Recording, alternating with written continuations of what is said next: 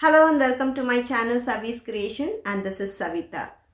In today's video, I'm going to show you a new technique that I have tried. I had seen many creators try this technique and created beautiful furnitures. I faced multiple problems while trying this technique, but the end results were amazing. First time I tried this on a metal trunk that was in a pretty bad shape, but I thought that this technique will make wonders on that metal trunk and I can create a statement piece. So I tried this technique on that. To learn more about it, let's go into the video. One of my trusted customers dropped this at my garage and asked me to paint it. This is actually a trunk from a famous South Indian silk shop in the Bay Area. It seems they were giving away these trunks to customers who were interested instead of trashing them. Though the metal is flimsy, it is great for storage purposes. The customer gave me the freedom to use my creativity with this project. She said she wanted to use this as an accent piece and to display some of her brass collections on it, and while also using the trunk space for storage. Since the customer has asked for some antique and rustic look, I have searched in the internet for some inspirational ideas, and this trunk caught my eyes. The colors and design patterns on this metal trunk stood out, and I decided to replicate it for my project. Before painting this trunk, I have hammered to fix some sharp edges and dents. This trunk also had a broken metal piece which I fixed using E6000 glue. I have used masking tape to give a clean edge for the colors that I was about to paint. For the blues, I chose mermaid blue from Debi's DIY and applied 2 coats of paint to all the edges.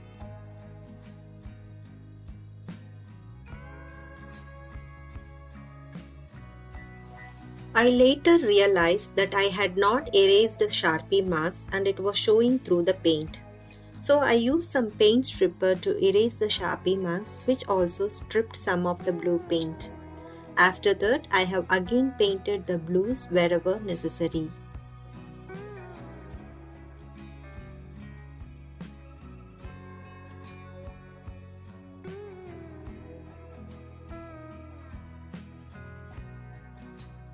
For the yellows, I wanted mango yellow. Since I did not have that particular color, I decided to mix 2 colors, maize and pumpkin from Waverly, to get that mango yellow shade. I was happy with that color and started painting on the inner surface on all the sides. I have completed painting this color with 2 coats.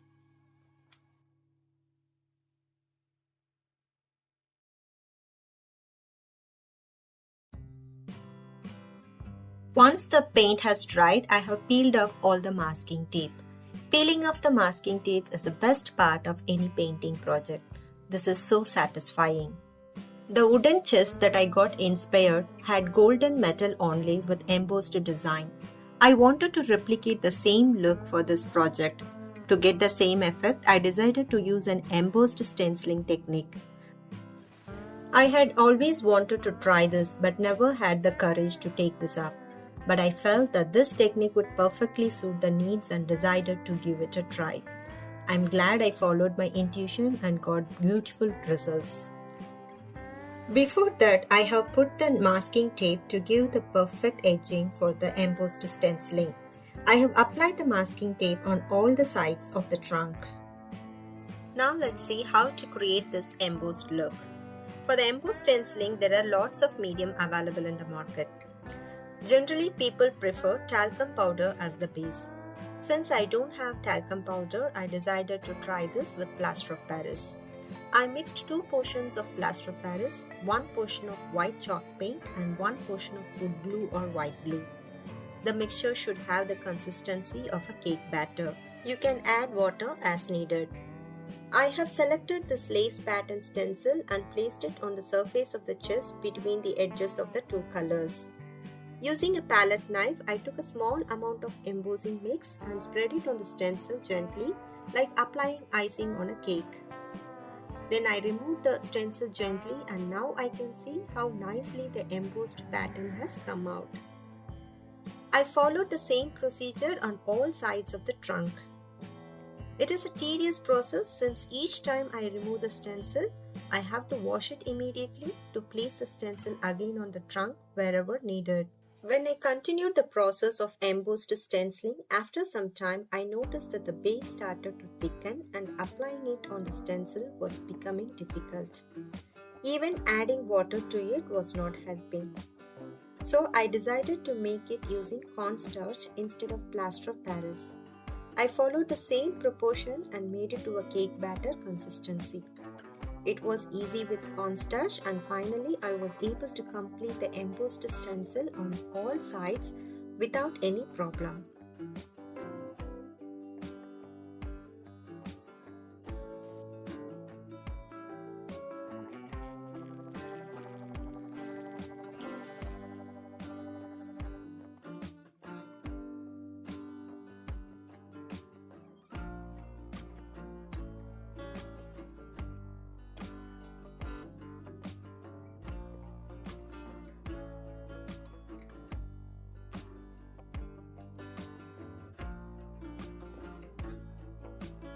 Once I completed this, I allowed it to dry overnight.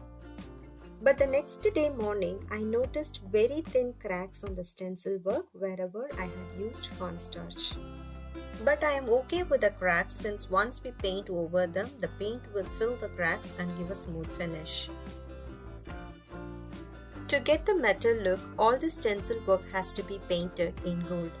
So I started giving 2 coats of gold paint from Rustoleum. Don't forget to allow the paint to dry between the coats.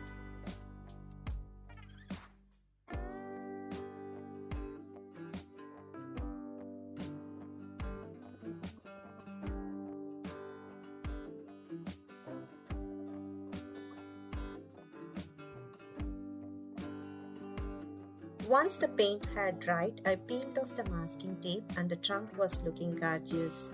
Again, peeling the masking tape was so satisfying.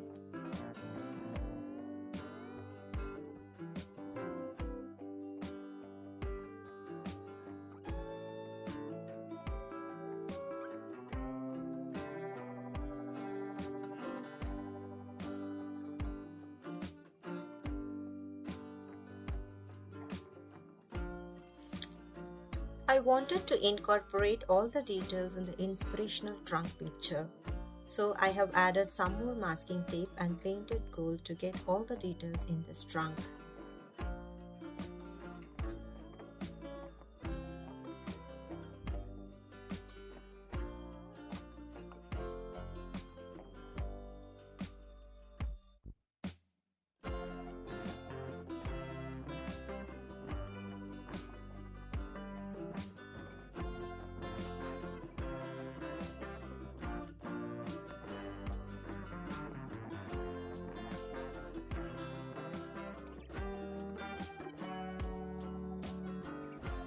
But the customer has asked for a rustic look. If it was a wooden trunk, I would have done some sanding to expose some wooden color to get that rustic look. But since this is a metal trunk, I did some dry brushing on all sides of the trunk using the color Java from folkart to make it look as if some paint has been removed and to give it a wood look.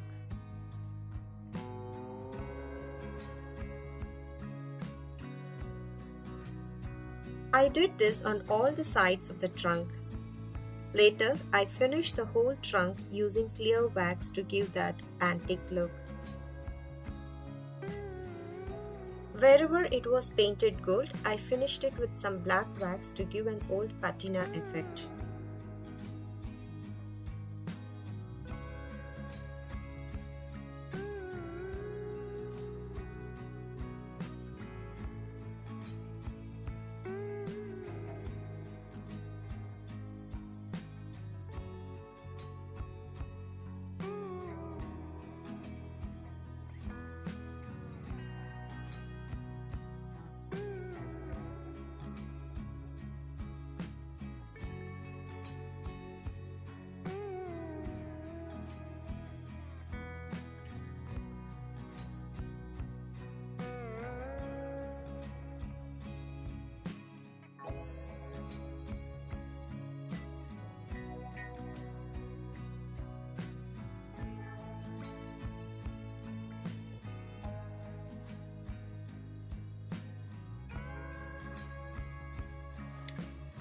Once the wax has dried, I did buffing to get that shine.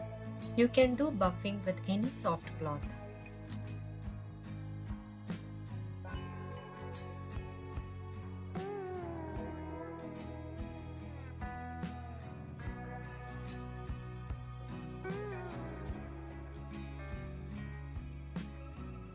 This trunk, which was looking very boring and trash, was transformed into a beautiful piece and will definitely catch anyone's eye entering the house. I am very satisfied with this new technique of embossed stenciling and I will definitely try it in my future projects. My customer was very happy with this transformation. If you try anything after watching videos on my channel, let me know how your experience was in the comment section. Thanks for watching.